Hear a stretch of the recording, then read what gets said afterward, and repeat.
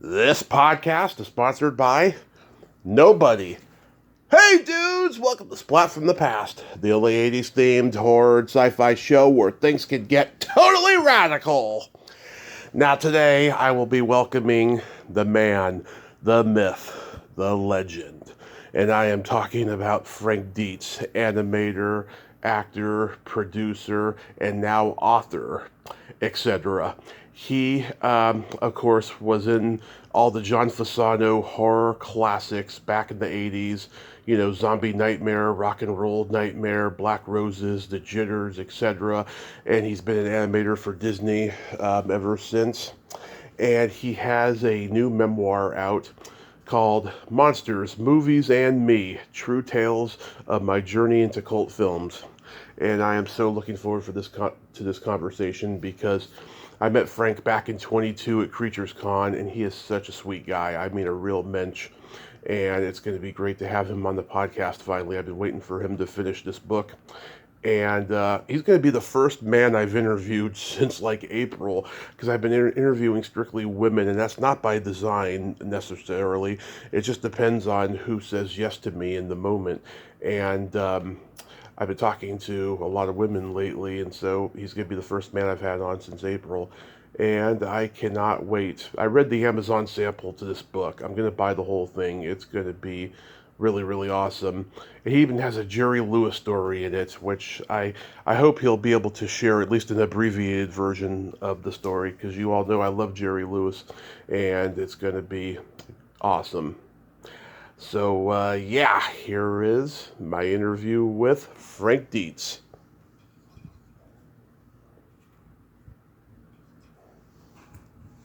Hey, Frank, welcome to the show. How are you today? Hi, I'm doing just fine, thank you. Yes, how you been, man? Oh man, busy.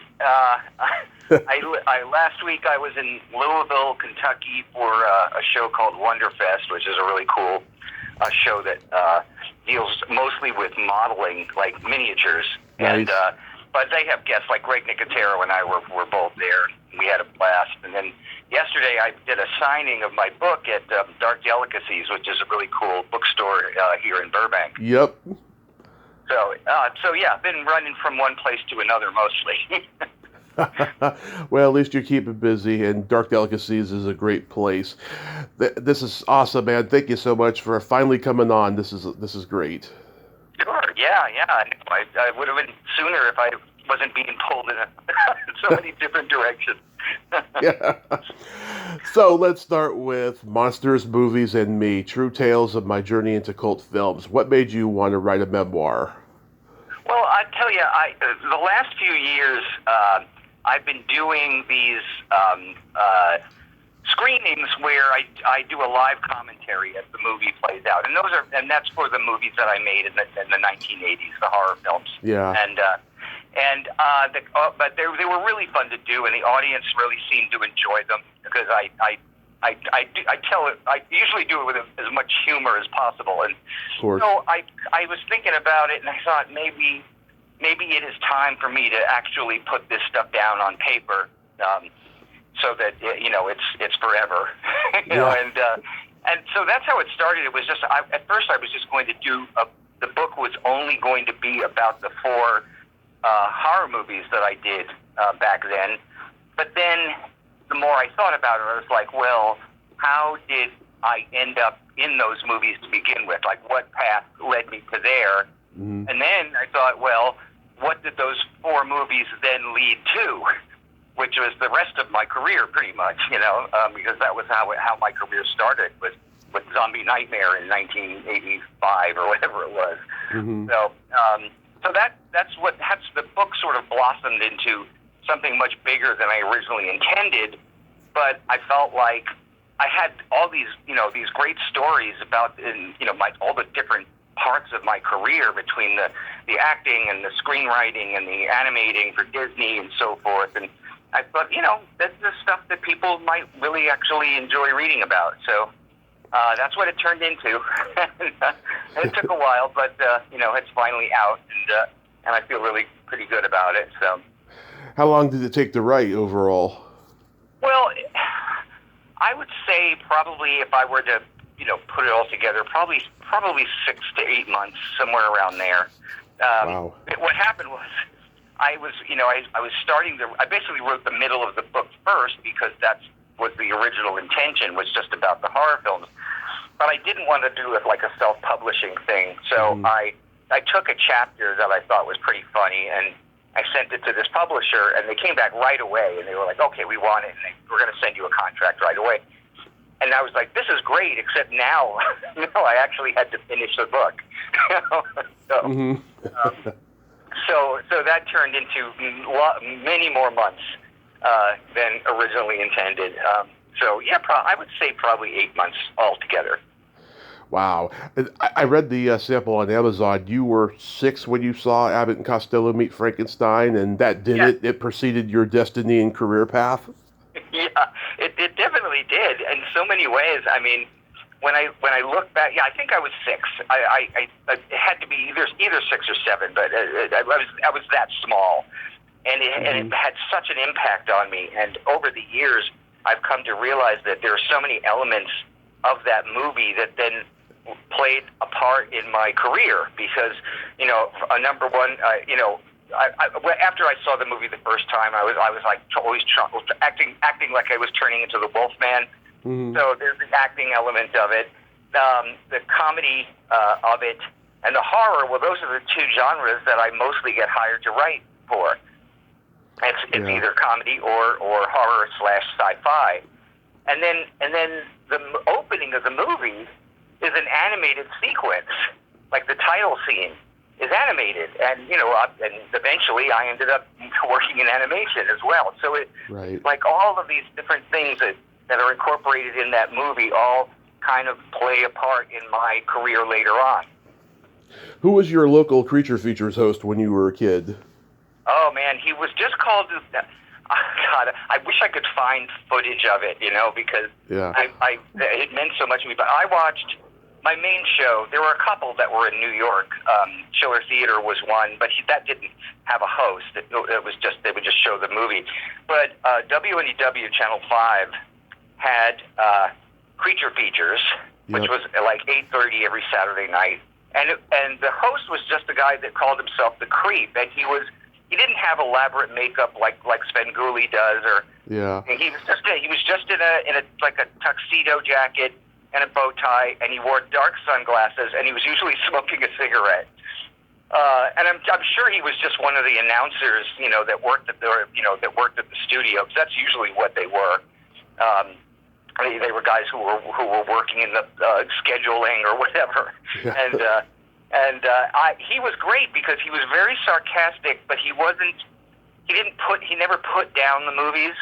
He honored them, but within a kind of in a very droll way, Yeah. Almost like he was some cool lounge singer. Yeah. He was like Bob Wilkins. Yeah. I have a couple of pictures that I found on the internet of him, but I would just love to be able to hear that voice of his again, just for old times, for nostalgia reasons. But yeah, it was Creature Features. There's got to be clips on YouTube. Shock Theater package. So that was the ones that were showing the Universal monsters. Or just still to this day the ones that I hold closest to my heart. Yeah, like what were your favorites as far as Creature Feature movies go that you would see on these shows? Well, any of the 5 movies that had the Wolfman, that character Lawrence Talbot just spoke to me, and I think maybe because he was the closest to to people I knew in my life. Dracula. Is an aristocrat that comes from, these far off lands where people wear lederhosen and stuff, and the Frankenstein monster obviously is a corpse, a walking corpse. The Mummy also. So the Wolfman was like a regular guy, just who was cursed, by this terrible disease or whatever you want to call it that turns him into a werewolf and he kills people, and even though he doesn't want to. Mm-hmm. So I think that was sort of the appeal for me, and I literally would sit in front of my bathroom mirror and try to change into the Wolfman when I was little, and then I would even hum the theme music while I would do it. I was really obsessed. I would draw it all the time too. I would draw all of them, but the Wolfman was definitely the one that sort of just appealed to me in the biggest way. So. But, I loved them all. Was Ray Harryhausen stuff on your radar? Oh, big. Well, not immediately, because at first the creature features, like I said, had the Shock Theater package, so they were only really showing the Universal movies. Mm-hmm. And Chiller Theater showed the more weird movies like Attack of the 50-Foot Woman and that kind of stuff. The kind of lower budget 1950s kind of stuff. And so the Harryhausen movies, I didn't really learn about until I discovered Famous Monsters of Filmland magazine. And in one of the first issues that I got, which maybe I was 8 or 9. There was a picture of the Cyclops from Seventh Voyage of Sinbad. Mm-hmm. And I was sort of mesmerized by the image of it. And so when it finally came on television, like the 4:30 movie or something like that, I finally got to see it, is when I really, it made me, just my jaw dropped. When that Cyclops comes out of that cave and one of the early scenes of the movie, I was like, oh, crap. That is just stunning. And then I'd see pictures. This is why Famous Monsters of Filmland was so important.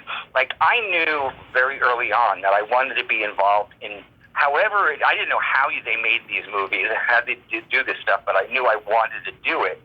But of course, without any kind of reference, I had no idea how they if it was really a job or whatever it was.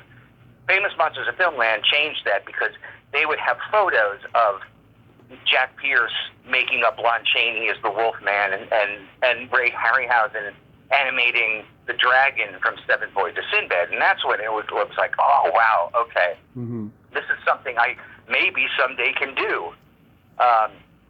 And that's really pointed me toward that, as difficult as it was where I was living, where I was growing up. So I didn't grow up in Hollywood, Yeah.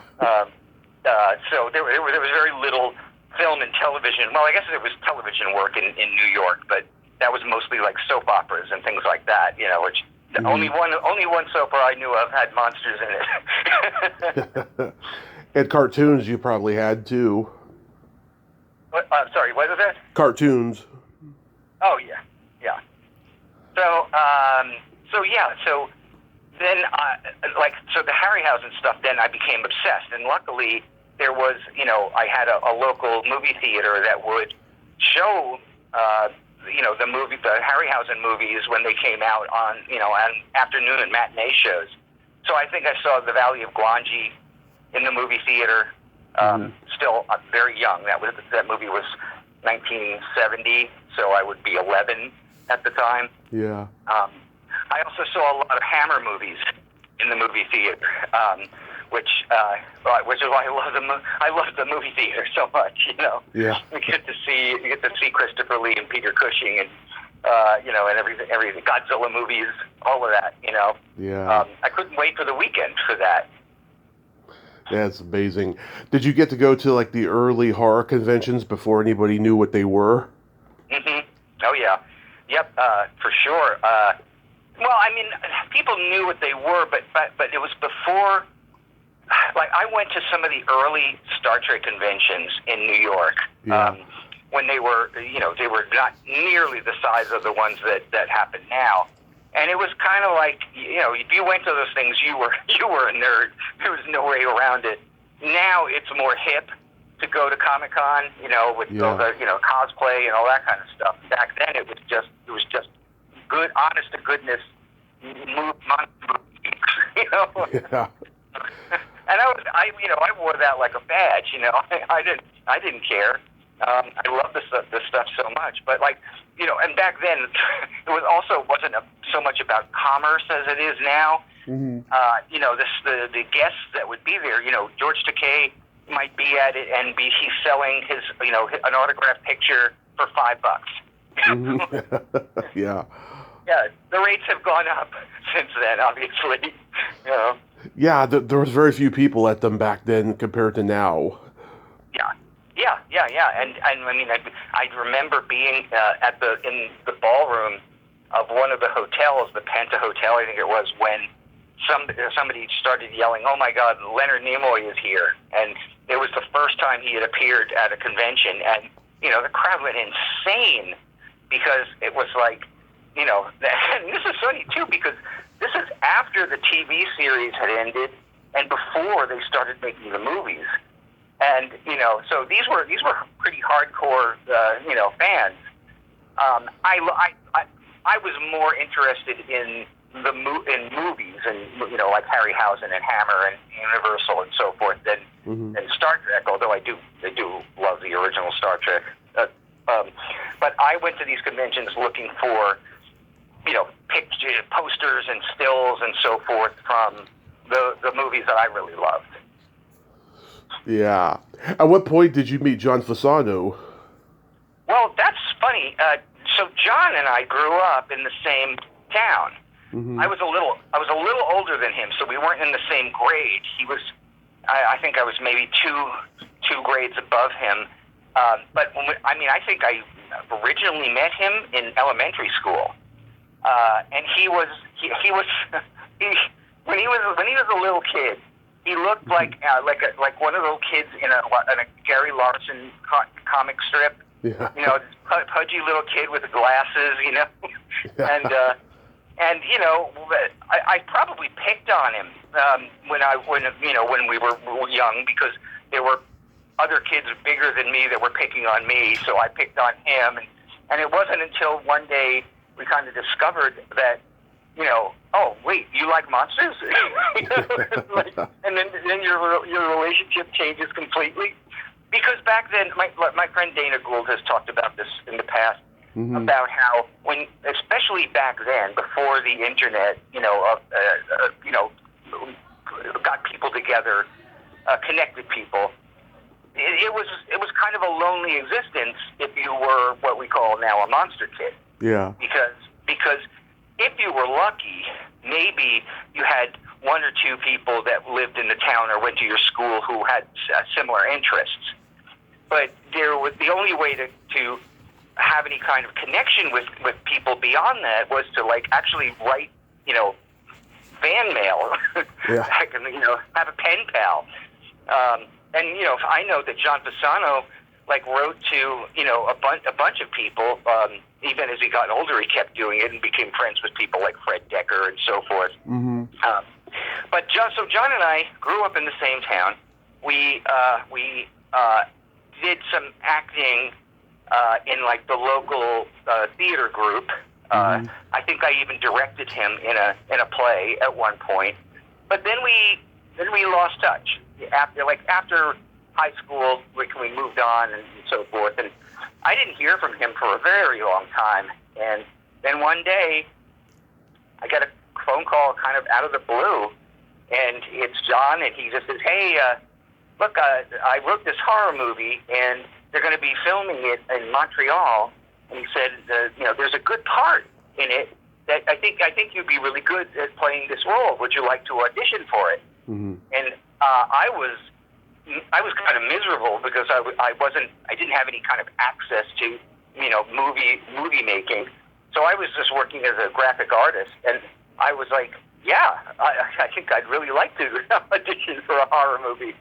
And so I did, and the director liked me, and I got the part. That's what kind of led to John and I making 4 movies together, starting in 1985. Yeah, when I think of John Fasano, I think of heavy metal horror. I mean, he necessarily didn't start the genre, but he was definitely a huge part of it and stuff. Was he into like hard rock and heavy metal music? You know what? but I think he must have, because obviously at least three of the four movies that we made together have really good heavy metal soundtracks. Yeah.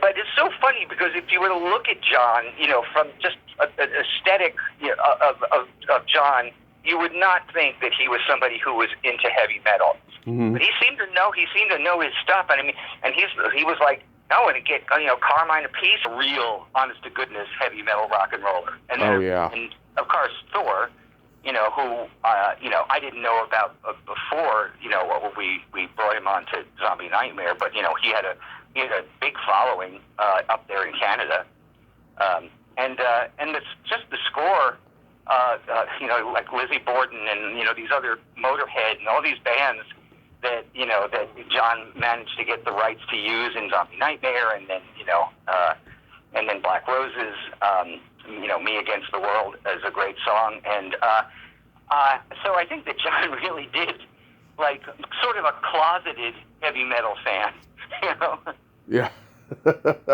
Tell me about working with Adam West on Zombie Nightmare. You became friends with him, right? Yeah, I did. It was great. It's funny. I was at the signing yesterday. I read a chapter of the book that's called Adam West versus the Mosquitoes, which is something that happened on the set of Zombie Nightmare. But I was so. I mean, look, I was a Batman fan. I think I was 7 years old when Batman, first started airing on ABC, and I mean, everybody was back then. Yeah. If you were a kid or an adult, it didn't matter, because you looked at it from different ways. Like little kids took it seriously, adults got the humor of it, the satire of it, and so Adam West was a hero to me, and I was a little bit terrified that I was going to be acting with him, and I'm in like most of his scenes with him in Zombie Nightmare, and but thankfully Adam turned out to be just a very gracious, and more importantly, a very, very funny guy. Like he liked to laugh. He found humor in everything, and we were a little terrified. I talk about this in the book. The crew, we all, everyone knew who he was, obviously, but we also knew that, after Batman, like, he struggled a little bit because he was so identified with that character. And I think that we were kind of sort of tiptoeing around that. We didn't want to mention Batman because maybe he's resentful of it or whatever. And as it happened, one of the first nights, Pisano and me and Adam, we were walking back to our base camp after filming all night. So it's like 2 a.m, and we were filming in this basically woods, a campground. And so we're walking back. We're tired, and it's very quiet. There's only, you hear crickets and frogs croaking, and that's about it. And just we're not talking. And then all of a sudden, Pisano just goes, "So how did you and Robin escape the giant ice cream cone that time?" And I like let out a gasp. I was just like, "Oh my God!" He just didn't care. Pisano didn't care. He just belted it out, and Adam cracked up. He let out a big laugh. Yeah. And then we were all laughing, and it was such a relief, because now we knew that it was okay to bring up the subject. And in fact, he as we became friends. Like we would go out, and sometimes he would just tell a story that he never would have told in the press, back then, about his relationship with Burt Ward, and how Commissioner Gordon hated the show, like he didn't really want to do it, but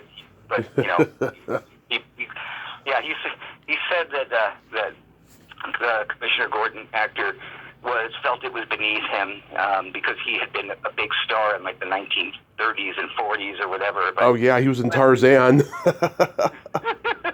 Yeah, Neil Hamilton. yeah, and he said that Neil would still show up for work, and he'd cash his checks, but that he grumbled about it, I guess. The opposite being Burgess Meredith, who loved being the Penguin. Couldn't wait to do it. Yeah. He said that it was always a joy when they were doing a Penguin episode because Burgess was just so full of life and just having so much fun with it. And Vincey said that about Vincent Price also, that Price loved playing Egghead and was just relished in all the bad puns and everything, in the dialogue. So, Adam was great. We stayed friends. We would get together every once in a while. There's a funny story in the book about us going to an Italian restaurant in New York one night and then not being able to get a cab back to the hotel. There were no cabs around, and we had been drinking Chianti, and we needed a bathroom really bad. And I'm not going to tell you right now where the rest of that story goes, but it's pretty funny. I can imagine.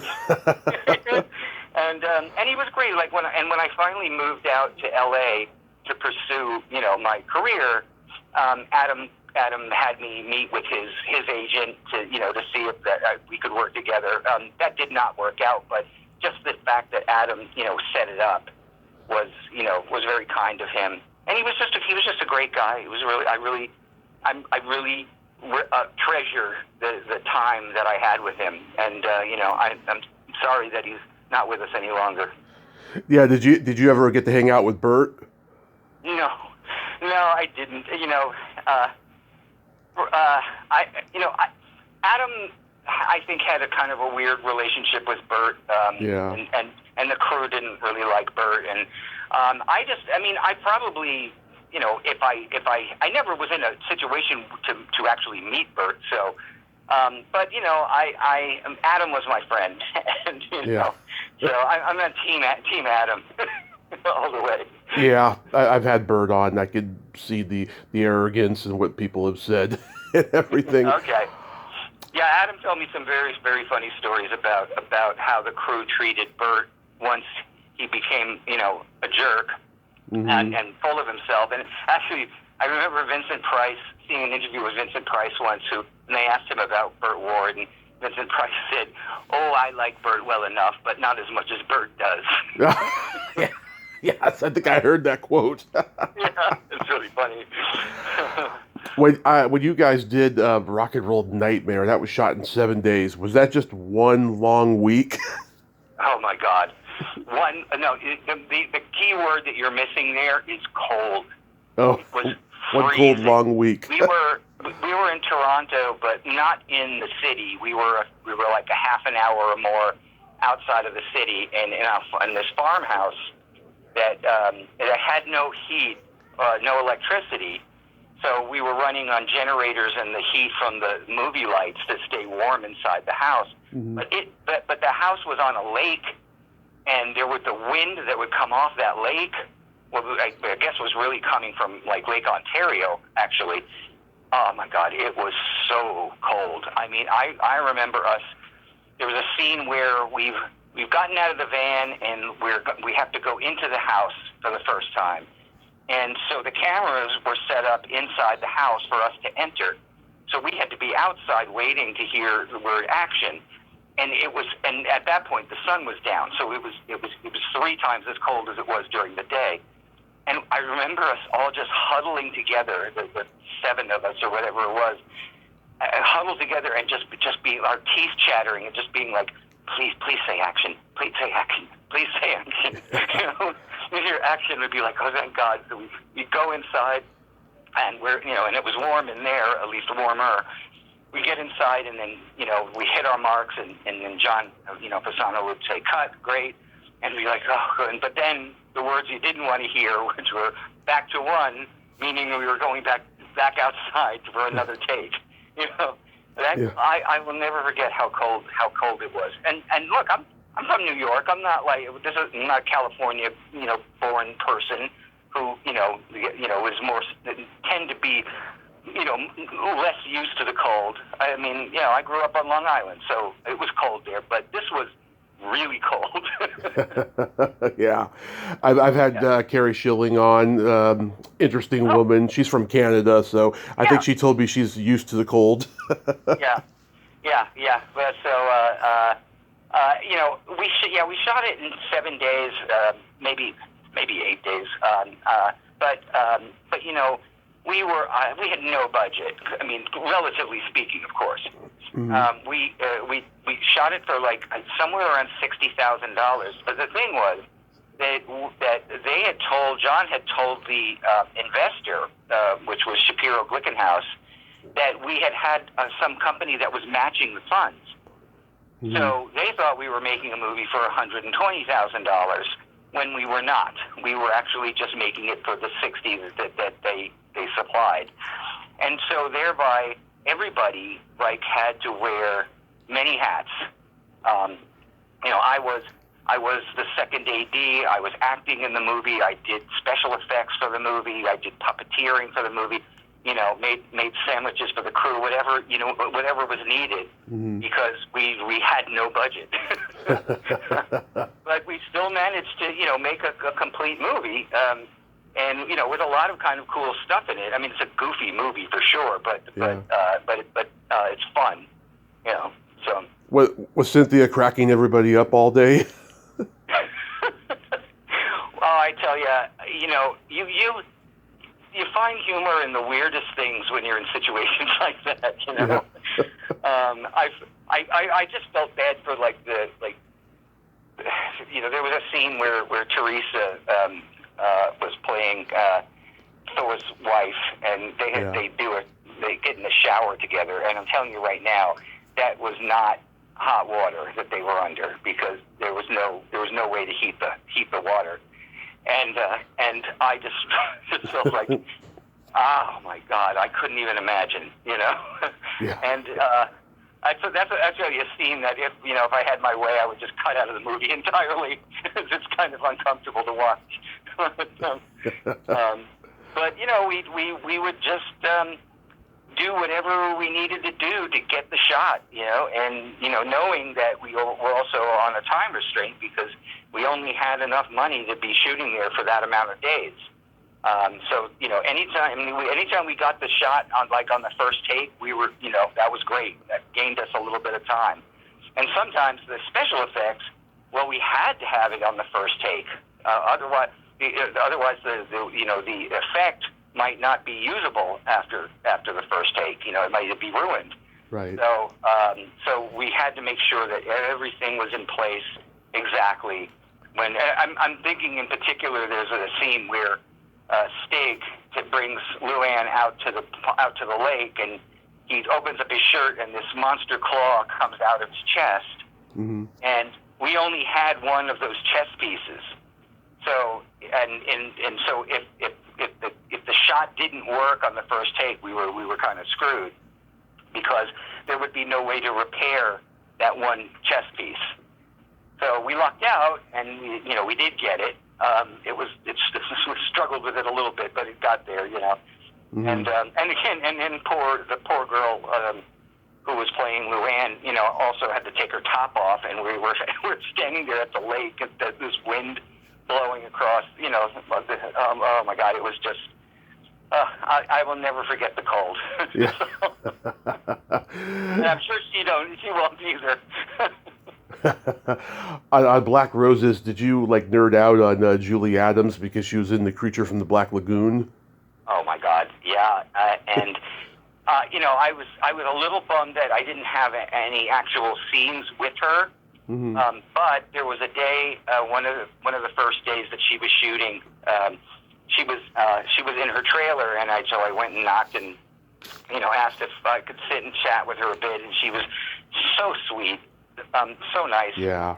And she was like, come in, and so I talked to her about The Creature and how much, what an amazing, character and movie it is, and I held back from telling her how my heart skips a beat, and when I see her in that movie, she's so beautiful. Yeah. She was really sweet, and what's funny is I didn't know it at the time, but years later, Julie and I would actually become friends, Mm-hmm. and I would see her often. At that moment, I was thinking this may be the only time I'll ever talk to this iconic actress. So Yeah. it was a really big thrill for sure. Yeah, I met her at her last convention at Monsterpalooza in 2016, and she was just so wonderful. She was a little hard of hearing by that point because she was about 90 almost, and it was a wonderful experience. I treasure it. Yeah, yeah, for sure. And then I would see her not only at events like that, but like at at parties. Because we all became, there's a whole bunch of us that sort of became friends, especially with Julie and with Ben Chapman, who played the creature on land in that movie. Like Benny, was also or became a really good friend, and we would hang out, at like Dan Roebuck's house or somewhere, and it was just so cool to be like. You reach a point when you become friends with people like this that they stop. You start looking at them as these icons, and you're just like, oh, that's just my friend Julie, and that's my friend Ben. And it was like, Bernie Wrightson was a really good friend of mine, like a brother. And when I passed, and when he passed, and all these people were talking about what a legend Bernie was, and I was just thinking to myself, oh my God, like. He was a legend. He's not just a guy who's sitting in my backyard drinking beer, Yeah. Yeah. Believe me, and I feel very blessed that I had the opportunity to be friends with these people and get to know them personally. Yeah. It's good. There's a lot of stuff like that in the book too about Kevin McCarthy and Anne Francis and people that I became close to over the years, and it's just I'm still marvel at it. Yeah. I got to meet and interview Rico Browning. Mm-hmm. Yeah, he was great. Yeah, I once moderated a Q&A with Rico down at Spooky Empire convention, and it was very funny because I had done all my homework. I had really researched everything he had done. And the first question I asked him was like, how'd you get involved with the creature? He started talking about it, and then he wouldn't stop. Like he basically went through his entire career after that first question. So then I had to backtrack. Like, okay, wow, we still have 45 minutes, so let's go back a bit. It was really fun though. He was also cool. One time I got to have dinner with Julie, Riku, and Ben.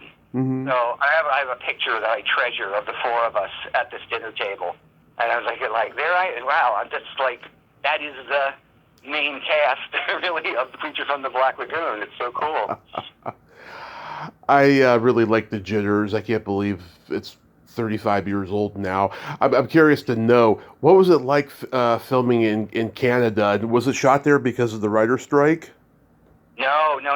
It was shot there because the incentive, the tax credit incentive, was so good that it practically doubled our budget to shoot there, and that for a low budget movie that can mean a lot. So I don't think the strike had anything to do with it. I think that John at that point had developed a relationship with the film commission there, and so he knew who he was dealing with and so forth, and he knew that he had a crew he could count on up there.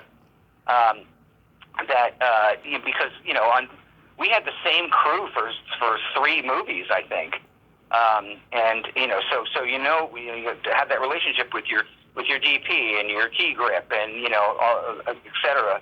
Then your production flow is going to be much smoother because you guys already know how you work together, and so we were comfortable working in Toronto at that point, and I ended up really loving that town. I want to go back at some point, but it was a really fun place to work, and it was cool because sometimes we'd be shooting on the same set of some movie that I liked. Like we had in the Jitters in particular, we have this big battle at the end of the movie, and it takes place in the same alley where they shot The Fly, David Cronenberg and Jeff Goldblum, you know, and it was like you look at it and you go, yeah, I recognize it. This is so cool, you know, because I still fanboy out. You know, even after all the things that I've done, I'm still at my heart. I'm still the 6-year-old watching Abbott and Costello meet Frankenstein sometimes. You know. Yeah. I saw you post recently that you were stand-in on Clifford. How was that experience? Well, that's when I first moved out to L.A. and I didn't have any connections really aside from Fasano, but he was really busy at that point. He was like working on. He had written another 48 Hours, and he was working on drafts of Alien 3, and so I was just getting. I had my scripts that I was trying to get people to read, which is very hard to do when you're new in town, and so I was just taking whatever gigs came up, and so I don't remember how it is I got the gig, but I went there as an extra in the office building scenes, and then they liked me, and so they were like, hey, would you want to come over to this next shoot that we're doing at this fancy house? And I was of course, yeah, you know, I'm like, I'm there on set with, you know, Charles Grodin and Martin Short, et cetera, and then they bumped me up on those other 2 days to a stand-in, and honestly, that movie seemed like it was a lot funnier when they were filming it than it turned out. Yeah. I really need to watch it again because it has been a really long time. But you know, it really impressed me to see like how these big name actors now that I'm in the presence of, how they work and how they treat people. You know, I mean, Martin Short was amazing. Like just incredibly nice. And the one thing that really stuck out to me was that when we broke for lunch, you know, Charles Grodin and Mary Steenburgen, et cetera, they would all go to their trailers, but Martin Short would grab a tray from the catering truck and then go sit with the extras and just start chatting with them. And I just remember thinking, wow, like I really hope that I said I'm going to try to be that guy. You know what I mean? Yeah. The guy that does that, because it was such a kind thing to do, and he made them feel like they weren't just cattle. You know, and that's the kind of person that he is. And so that was like, and I'm so glad I saw that so early on in my you know, that stage of my career, because I always think of that. That's awesome. Yeah, my dad took me to see that movie when I was 10. We were the only people in the theater. Yeah. It didn't really translate somehow. But I just remember when we were shooting it, I remember everyone was laughing. We thought it was really funny stuff. This is just, and now it's like kind of become like a cult movie because it's so weird. Yeah. You know. It's like Comedy Central a lot back in the 90s.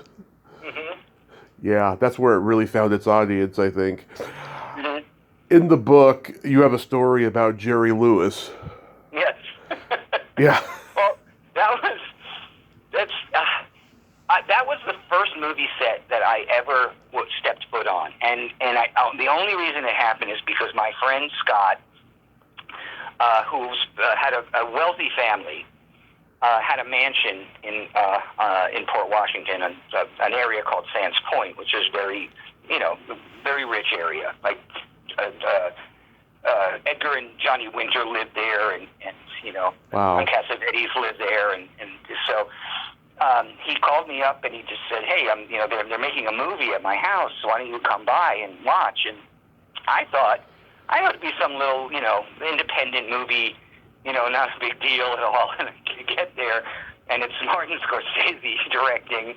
There's all this crew. I mean, I'd never seen anything like it. King of comedy. And they were filming this scene between Robert De Niro and Jerry Lewis.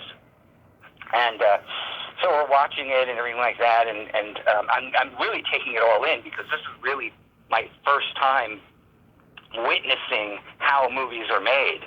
So it was captivating to me.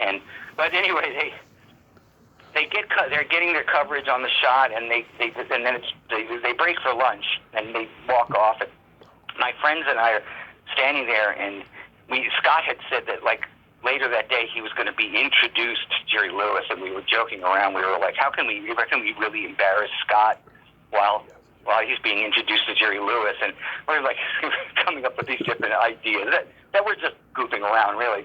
But I said, oh, I know. I said, I'll yell out, hey, Scott, when are you going to return those Dean Martin records, right? And I laugh, and I turn around, and Jerry Lewis is like just only 25 feet away from me, and he's staring daggers at me. I swear to God, you know how on the Flintstones, like if they're embarrassed, like they shrink, the character like shrinks down to a tiny an ant, right? Yeah. That's how I felt. Like I was mortified because that man is scary. Yeah. Or was scary. He's no longer with us, and I just kind of slunk away, like I thought for sure he was going to be like, get that asshole off my set. I don't even know for sure if he actually heard me, but he sure looked like he did with that glare, But that aside, the rest of that day was magic. I was just, wow. Like I couldn't believe that I was actually on this movie set with this, incredible director and these incredible actors, and I was seeing how the machine worked. And I was so glad that happened, because when I did get onto the set of Zombie Nightmare, at least I had that. I knew that you have to be very quiet when they're rolling. Like you can't even whisper, and stuff like that. So it was an education as well as a thrill. Oh God, that's hilarious. Are you still writing for Creepshow? I will if they give us another season. I don't know that that's going to happen. I can't say for sure, obviously. The problem with shows that go on for more than 3 seasons is the tendency is for the studio or the network to keep cutting the budget. Creepshow is a show that is about monsters, and so you have to have the budget to be able to make the monsters. Important word. So I don't know. It's still kind of in limbo where Greg doesn't know either, and it's his show. So we'll see. Maybe it'll move to a different network or something at some point, because the ratings for it were really good, and I had written a couple of other episodes for it that I would love to have seen done. I had one that had alligator people in it, and it was I was just like I couldn't wait to see what Greg would do with alligator people characters, Yeah. With his K&B effects group. I've been out of the loop. I didn't even realize that it was on a long hiatus. Yeah, well, it isn't. I don't know if it's hiatus is even the right word, because it's a season by season determination if it's going to proceed. So, but there's been no word either way. So that's what I meant by limbo. It might happen or it might not happen. We don't know. Oh, I hope it comes back, because I'm a lifelong Creepshow fan and all of that.